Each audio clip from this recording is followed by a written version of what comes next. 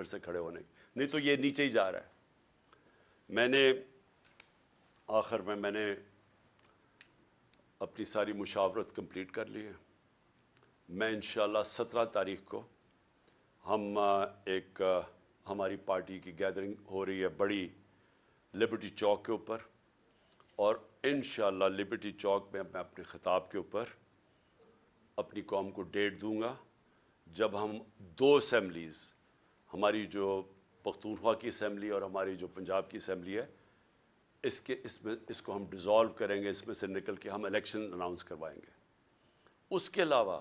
ہمارے جو 123 یا غالباً 125 نیشنل اسمبلی کے ممبرز ہیں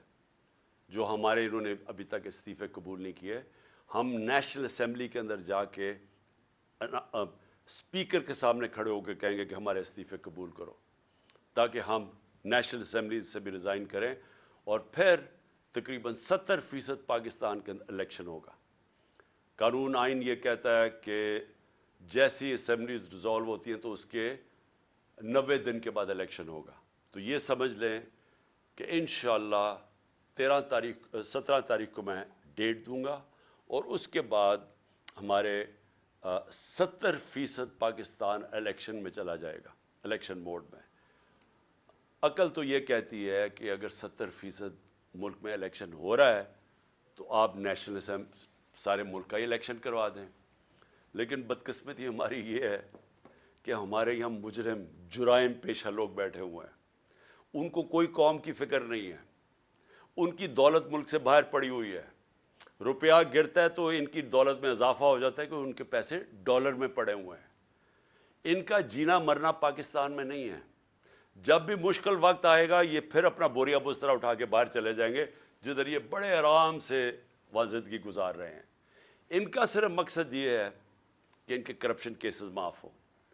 تاکہ ان کی سلیٹ جیسے جنرل مشرف نے صاف کی تھی، اب یہ جناب جنرل باجوہ کی بدولت ان کی سلیٹ صاف ہوگی، اور اس کے بعد پھر سے یہ